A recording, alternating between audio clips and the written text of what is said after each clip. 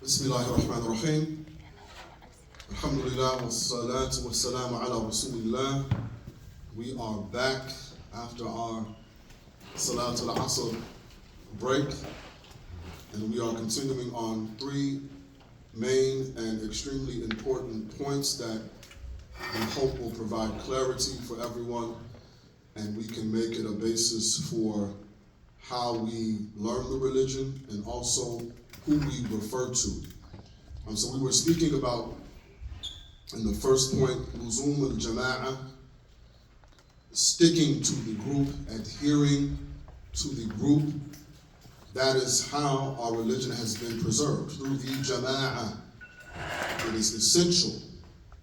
There is no Ahlul Sunnah without the jama'ah. Right?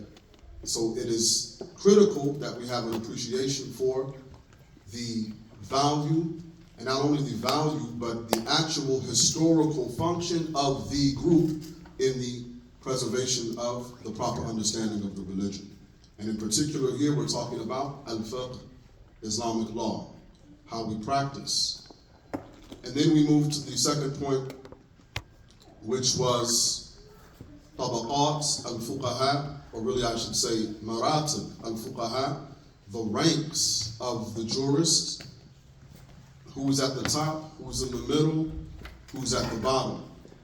And in our modern times, the fuqaha are at the bottom. They are naqala, they are transmitters. And we're going to mention something, inshallah, to bring clarity to that. As we stated in our text, we have an extensive note on page 21. So we're going to read the latter half of that note just to flesh out what we were speaking on in terms of the ranks of the scholars. So I put here, there are 5 levels of mujtahid. The independent mujtahid, such as Imams Abu Hanifa, Malik, Al-Shafi'i, and Ahmad. The mujtahid nominally ascribed to an imam, such as Al-Muzani, who is nominally ascribed to Al-Shafi'i. The mujtahid of a school, such as Al-Qafal al-Shashi. The mujtahid of fatwa, meaning al-tarjih, giving preference to one opinion over another, such as An-Nawawi, and the transmitter, the naqil, such as Ibn Hajar al-Haytami. So now we go into the prerequisites and qualifications of each of those ranks. So the prerequisites of an independent mujtahid are that he know the evidences of legal rulings from the Quran, the Sunnah, scholarly consensus, and analogy in detail, i.e., how and from what perspectives they may be adduced. They can fully explain how they're coming to their conclusions, as well as having his, this is extremely important, this is what makes an imam of a school the imam of a school. A mujtahid mutlaq is that what? As well as having his own unique principles. His own unique principles for adducing said evidences. Right? And that's the key. His own usul, which is the plural of asl.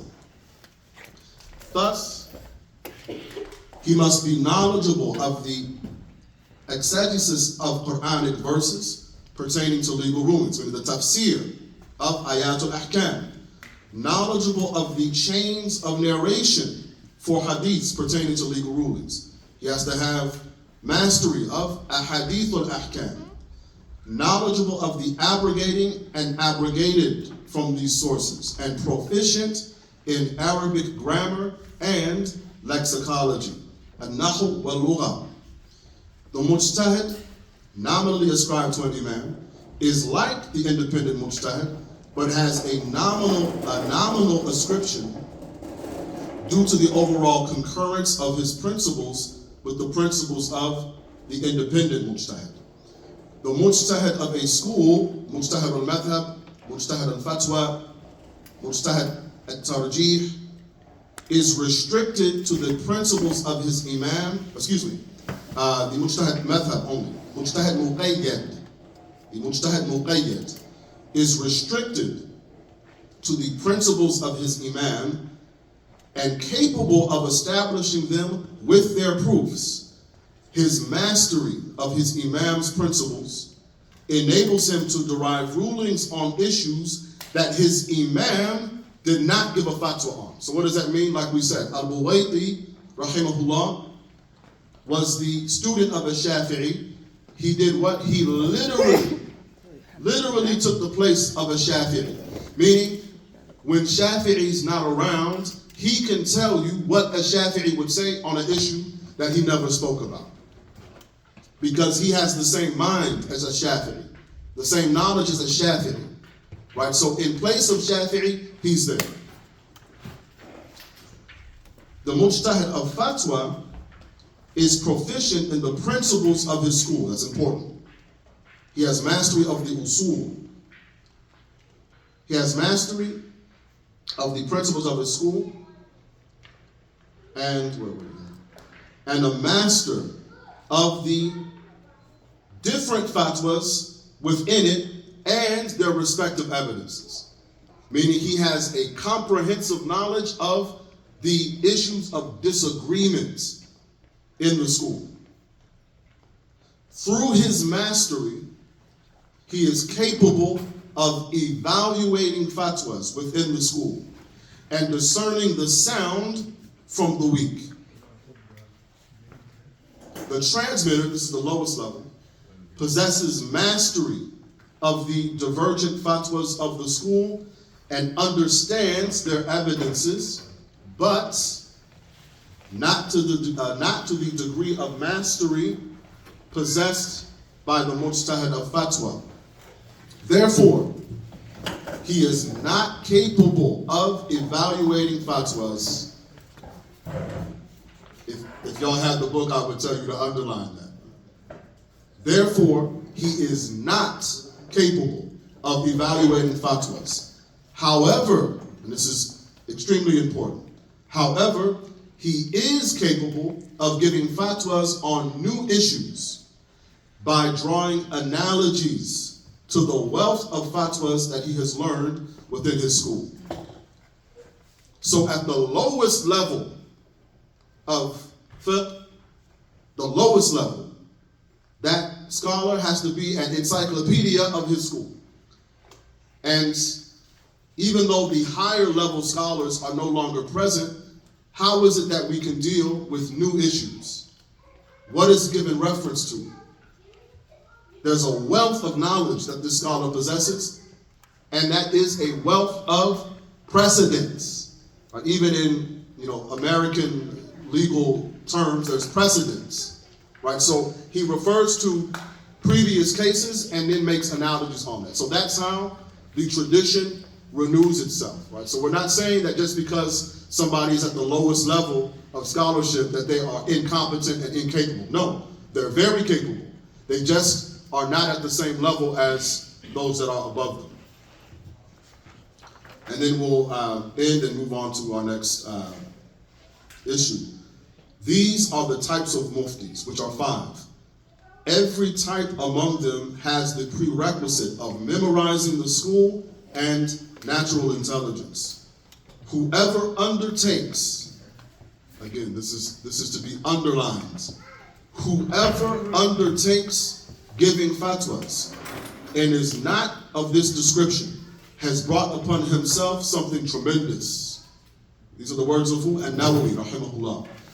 The seal of the verifying imams of the Shafi'is, Ibn Hajar al-Haytami, rahimahullah, states in Al-Fatawa al-Kubra, this status is not achieved easily, nor are its high walls breached by whoever memorizes and dabbles in some derivative issues without guidance to their understanding, without knowing their source, and without knowing what is said about them. Breaching that prohibitive wall is only possible for he who has delved into a plethora of jurisprudence until it mixes with his flesh and blood and has become legally keen by second nature, to the extent that if he judges with his opinion on an issue, whose transmission he is not privy to, he would find that what he judges was said previously by one of the scholars. When jurisprudence is firmly grounded within him until he reaches this level, then he is permitted to issue fatwas. As for before he reaches this level, then it is not allowed for him to give fatwas. His only job is to be quiet about what does not concern him and refer to the experts. For it is a field that does not accept intrusion, and no one reaches its broad parameters except one whom his master, Allah subhanahu wa ta'ala, has blessed with extensive success and grace. All right, so that's the qualifications and a bit of a severe warning from Ibn Hajar al-Haytami, rahimahullah ta'ala. So those are the ranks of the jurist, and now we have our last thing. I'm reaching in my pocket to pull my phone out so I can look at the time, and the phone is right in front of me because I'm being recorded. 6:10, alhamdulillah. So we got good time, we won't take too much.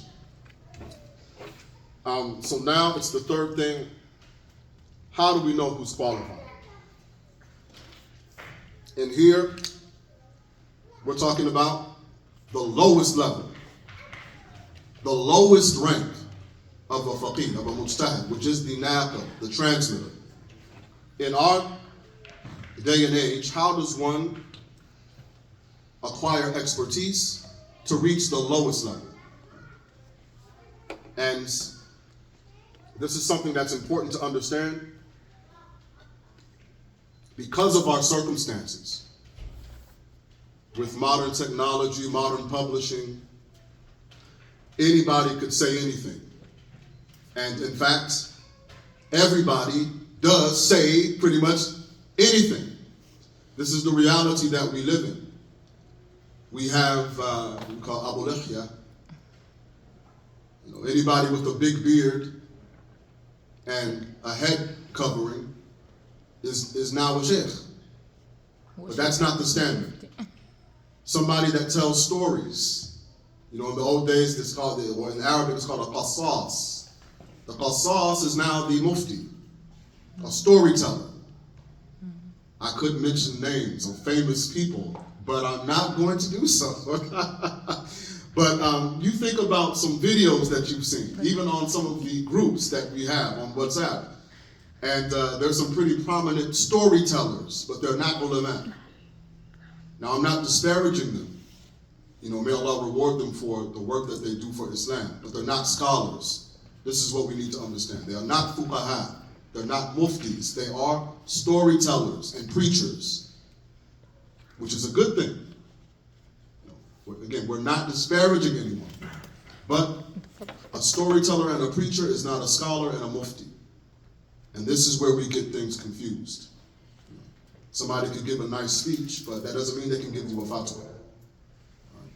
Somebody can bring tears to your eyes, telling the story of a touching event that happened in one of the lives of the Sahaba, radiallahu anhum. That doesn't mean they can give you a fatwa.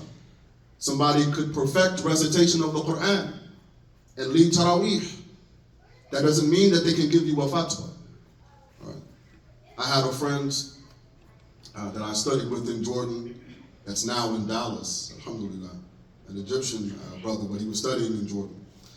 And he was specializing at the university in al-qira'at, the variant readings of the Quran.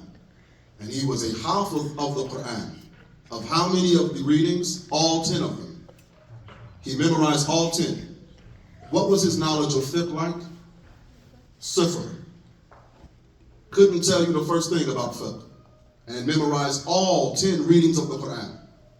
And every time somebody would come to him, Ya Shaykh, oh Shaykh, ask him a question after a salat. If I was there, he was my neighbor. So we would just look at each other like, what's going on here? He doesn't know that I don't know, but he was humble enough. He understood the Quran, he knew the 10 qira'at, but he was not a mufti. He didn't study fiqh.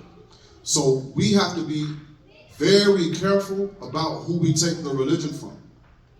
And not be shy about asking about people's educational background. That's very important. Because if we don't, we're actually failing to fulfill the command of Allah subhanahu wa ta'ala. فَاسْأَلُوا أَهْلَ الذِّكْرِ إِن كُنتُمْ لَا تَعْلَمُونَ. That's a command from Allah to us. Ask the people of the remembrance if you don't know. How are you going to ask the people of the remembrance if you don't know who they are? You can't. So you're stuck. You're stuck asking the storyteller and the preacher rather than the person that you've been commanded to ask. So with that said, the first thing we'd like to mention is that a proper Islamic education has nothing to do with degrees. So you have to get your minds out of that frame of reference. And it doesn't matter if it's a bachelor's degree, a master's degree, or a doctorate in Sharia. I know doctors in Sharia that are jahil, ignorant. And I've been in class with these type of doctors. So somebody that has studied traditionally is not like somebody that studied at the university. So a Dr. Fulan, a doctorate في Sharia, don't be impressed by it. أنت تضحكي وأنا أحكي عن جد. أنا أحكي عن جد. Don't be impressed by academic credentials from universities, because that's not where the knowledge is. Knowledge of Islam, fiqh, and otherwise comes from sitting with shuyukh. At-talaqqi min al-mashayikh. This is where it comes from. Not from universities. I can't stress this enough. And I'm saying this as a product of both systems. I studied fiqh at a university, and I studied with shuyukh. Yes. How can you verify, though, if you're talking about the true knowledge is coming from shuyukh? I agree, but there is no verification. Anybody on the street could be like, oh, I studied with sheikh this, and this sheikh has never even seen them in their life. But like with universities, there's a degree, so like it's a way of verification. So that's why I'm asking. I'm so glad you asked. So this is what we want to lay out. So if it's not in university, somebody studied with the sheikh. I studied with Sheikh Fulan. The question that we ask, okay, what did you study? What did you study? If we're talking about now, we're restricting the conversation to fiqh. We're only talking about fiqh. So I'll give an example in the Shafi'i school, and I'll mention the other schools as well, just so we can have an idea. You want to speak to someone, you ask them this question, what madhab did you study? Well, I studied Maliki, I studied Shafi'i, I studied Hanafi, I studied Hanbali, okay? Mumtaz. That's an excellent thing. What's the follow-up question? What books did you study? With shuyukh. What did you read with a sheikh? And completed the book. So, the Shafi'i example. Does everybody follow what I'm saying so far? What did you read with a sheikh? Not what is your degree. I have a degree in al-fiqh wa usulu. That's my degree. That is, I don't want to degrade myself and say it's irrelevant, but compared to what I learned from shuyukh, it pales in comparison. So if someone says, I studied this, I studied that madhab, the next question is what? What books did you study? So in the Shafi'i, you know what? I'm going to do some columns here. So Hanafi,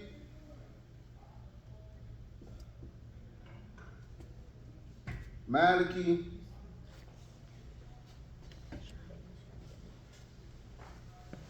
Shafi'i, and Hanbali. So I'll use my personal example because there's a curriculum, there's traditional curriculums, and that differs from country to country. Right? It differs from country to country and institution to institution and from sheikh to sheikh. But generally, the Shafi'iyya are all on one accord, one page. غيره. أحسن شوي. نزول. So for the Shafi'i school, for example, and I don't know if this will be clear, Fath al-Qareeb, this is the first book that I ever read in Shafi'i fiqh, Fath al-Qareeb. And our Sheikh had us memorize Nihayatul Tadrib, which is a poem, or not a poem, it's not shi'r, it's manzuma. The matan is Abi Shuja', the manzuma is Nihayatul Tadrib. So we had to memorize Nihayatul Tadrib, the manzuma, the verse, and we had to read through this book, Fath al-Qareeb. This is for beginners. But my experience is from where? Is from Bilad al-Sham. So this is very common in Jordan, Syria, Lebanon, Palestine. All right, Egypt is not the same. Yemen is not the same. But most people will come across this work. Fath al-Qareeb. That's number one. Then, Umdat al-Salik. Umdat al-Salik, that's the second. And we're going somewhere. Then, Fath al-Mu'in. And then, Minhaj al-Talibin. Okay, what's the most important one? Minhaj al-Talibin. Oops. Minhaj al-Talibin. Okay? This is a full curriculum of fiqh. No matter where a person studied, in the Shafi'i school, this is where they end. Minhaj al-Talibin. But with who? Imam Shafi. I mean, who do you have to study with? Shafi. A sheikh. Sheikh. You got to study Minhaj al-Talibin with a sheikh. You can't read it on your own. That's the most advanced book as a matan, as an instruction book. So we won't go through all of the same thing with the other schools, but for example, in the Hanafi school, Al-Hidayah, that's the equivalent in the Shafi'i school for the Hanafis. In the Maliki school, Mukhtasar Khalil. Mukhtasar mean who? Khalil. Khalil ibn Ishaq. Rahimahullah. That's the equivalent of Minhaj al-Talibin in the Shafi'i school. The Hanbali school, there's a little bit of difference, but we'll say Muntaha al-Iradat. Muntaha al-Iradat. And there's a big explanation of it. That's also, all of these books have big shuruh, explanations of them that are references. So, does everybody have this down? Have this down and memorize it. Why should you memorize this? Check credentials. Memorize it. Can we talk about silsila though too, and how do we verify? They have to have a sanad, of course. They have to have studied these final works with a sheikh. So if somebody comes up to you and says, or actually no, if you go up to somebody, yes, I think.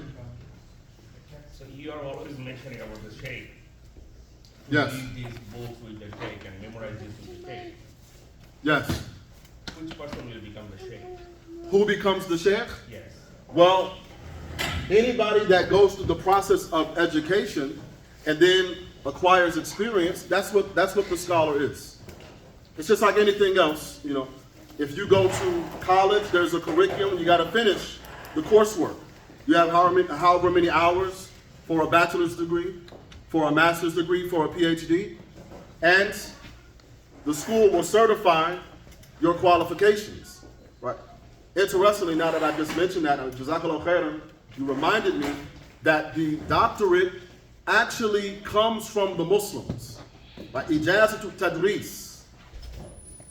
Ijaza at-tadris. That's where it comes from. That's the Muslim tradition. When someone says, I'm Dr. so-and-so, what is a doctorate? It comes from the word teach.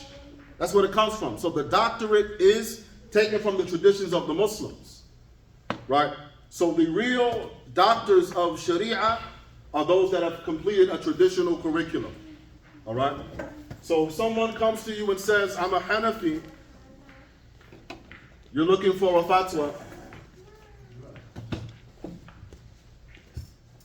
and the sheikh happens to be a Hanafi. I'm not a Hanafi, I'm a Shafi. But if he's a Hanafi, what do you ask him? If he's a Hanafi, Mm-hmm. which sheikh studied the Hidayah? Name your sheikh who you studied al-Hidayah with. You don't have to be that blunt, but that's the meaning of it. Because what did we say? It's not based on degrees. You're not going to be able to tell because somebody has a title of Dr. so-and-so. So how do you know? I mean, this is the deen of Allah we're talking about. It's not a game. You have to know who you're getting your information from, who you get your knowledge from. Right. Is that clear for everybody? I think clear بس ما شاء الله يا إمام إحنا ابتلينا في هذا الزمان مع الأسف في بلاد الغرب هي من أمريكا. If you person ما شاء الله you have لغة إنجليزية and he ما شاء الله went to some area in Arab study few years and he come ما شاء الله he داعية but not scholar. Different between داعية and يعني ما شاء الله إمام he give you if you need faqih you need to study books for sheikh and follow sheikh not only for follow I see him no I study with him stay with him and he give me ijaza for teach another person. Is this correct?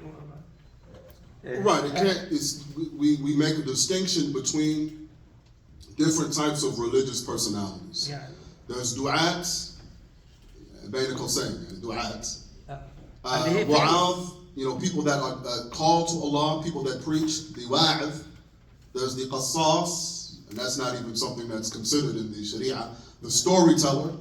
We have all of these types of individuals on our screens, on our computer screens, on our phones. Some of them are famous. Some of them are famous. Exactly. وبعدين اسمع لي وما تسمعش لغيري. Listen to me, don't answer to another person. It's not يعني سبحان الله يعني. So, No good teacher would say.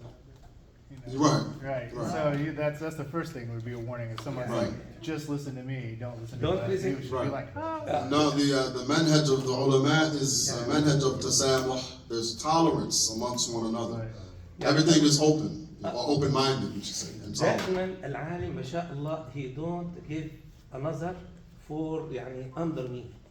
He humble. I know some scholar is very good, but subhanallah he don't follow for فقه مذهب. He follow example مثلا هو داعي لكن لم يتخصص. Oh, معايا ازاي؟ فلذلك يعني نعم. different يعني you need قال صلى الله عليه وسلم الإمام معذرة الإمام أحمد انظروا إلى من تأخذون دينكم إن الأمر دين فانظروا إلى من تأخذون دينكم right. وكان الرسول صلى الله عليه وسلم يحذر يعني إن أخوف ما أخاف عليه الأئمة المضلون يكون له أتباع كثر ولكنه لا يقوم بذلك. Right. Translation. So yeah, just Sheikh Mustafa is reiterating some of the things that we began with, is that you have to look to who you're taking the religion from. It's extremely important. I mean, that's really, you can't exaggerate it or overstate it, because if you're asking someone about the religion, you are placing that person, it's a hujjah. This is why the imams of the past, they were actually reluctant to give fatwa. If you read about some of these Sahaba, somebody would ask them a question, and they would say, ask so-and-so. Until the point where the person that was questioning found his way back to the original companion that he asked. That's how reluctant they were to speak about the deen of Allah subhanahu wa ta'ala, just from their own answers. Right? So it's a very grave issue that we have to deal with, and we have a responsibility as just the common Muslims to look and see for sure that the people that we are referring to for knowledge, not for inspiration, not for entertaining talks, not for advice, but for knowledge, practical knowledge in fiqh in particular, we have to be very careful. Right? So equip yourself يعني with the مصداق knowledge لكلام that is. الإمام يعني كان اللي درسوا لنا الفقه يا إمام ما كانوا أساتذة في الجامعة، كانوا مشايخ Now, ويأتون إلى الجامعة فيدرسون. now. يعني is not have PhD, Oh, but he sheikh and ما شاء الله he come to university to teach. Right. The, right. مشايخ, التلقي عن المشايخ. Taking knowledge from the sheikhs, right, of a particular knowledge. I see Brother Mustafa in the back. Yes, I'm here, brother. That yeah. means the food is Welcome here. brother. I'm here. I almost want to run and embrace you, Akhi, because I'm hungry, man. Food is here, brother. It's we are ready, inshallah. Yeah. We won't keep anybody anymore. We don't compete with food, as we say. So barakallahu feekum, subhanakallahumma wa bihamdik, nashhadu an la ilaha illa ant, nastaghfiruka wa natubu ilayk, wassalamu alaikum.